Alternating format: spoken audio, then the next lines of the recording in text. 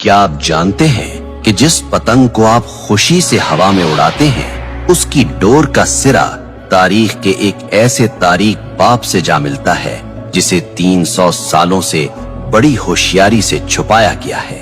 हम इसे बसंत कहते हैं, हम इसे सकाफत कहते हैं, लेकिन तारीख की पुरानी किताबें कुछ और ही कहानी सुना रही हैं। क्या ये वाकई बहार का जश्न है या फिर एक ऐसे शख्स का मातम जिसने तारीख में मजहबी नफरत की बुनियाद रखी थी? आज हम जज्बात की नहीं, सबूतों की बात करेंगे। आज हम तारीख के उस बंद दरवाजे को खोलेंगे और आपके सामने वो हकाइक रखेंगे जो शायद आपसे हमेशा छुपाए गए।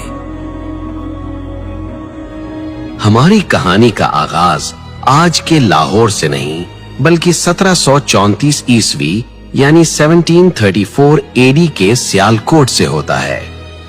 ये मुगल बादशाह मोहम्मद शाह रंगीला का दौर था। सियालकोट के एक मदरसे में मुस्लिम और हिंदू बच्चे साथ पढ़ते थे। तारीखी किताबों के मुताबिक एक दिन बच्चों में बहस छिड़ गई।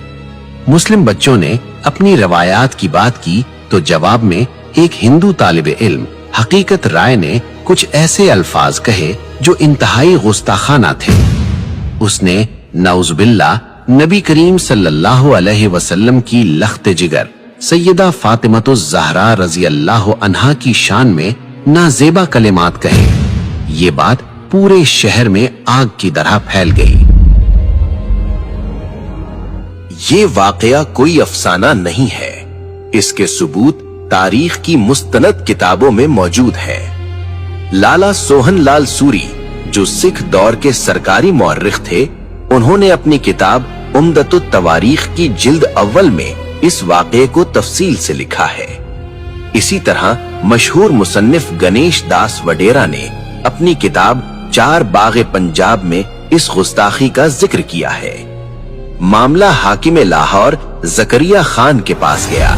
हजारों का मजमा अदालत के बाहर मौजूद था। शहर के काजी ने फतवा दिया कि इस जुर्म की माफी सिर्फ एक सूरत में हो सकती है कि हकीकत राय इस्लाम कबूल कर ले, लेकिन उसने इनकार कर दिया।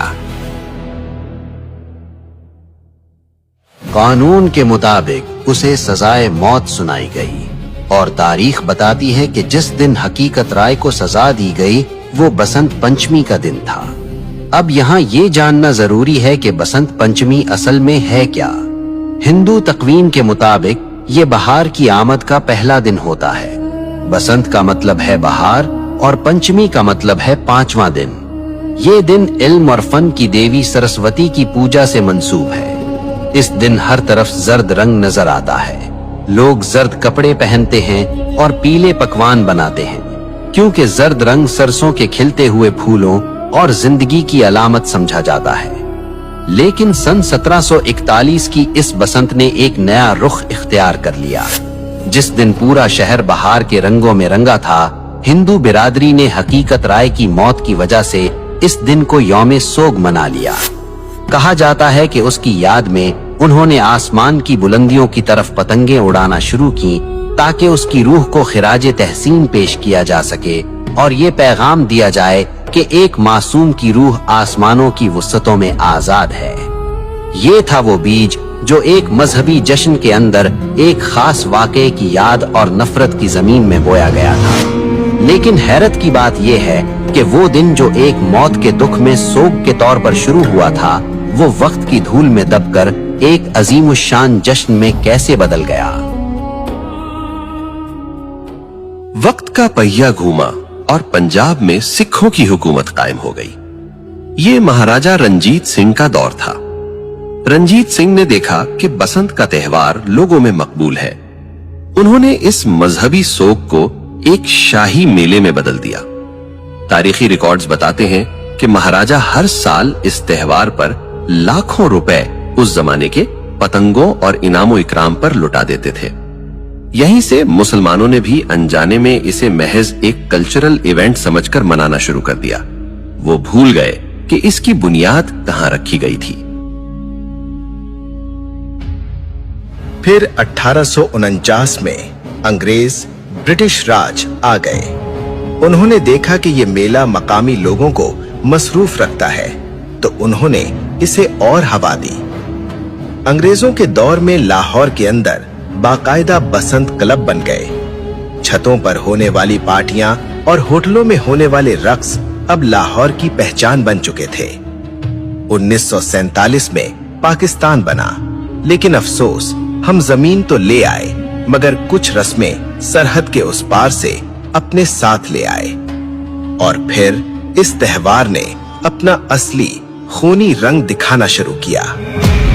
आजकल एक दलील दी जाती है कि जी हम केमिकल डोर इस्तेमाल नहीं करते, हम तो सादा धागा इस्तेमाल करते हैं। ये एक बहुत बड़ी गलतफहमी है।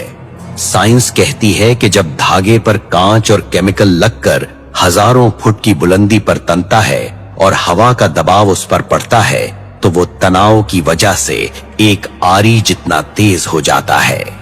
जब वो मोटरसाइकिल पर जाते हुए किसी इंसान के गले से टकराता है तो वो केमिकल हो या ना हो वो शाहरग काट देता है।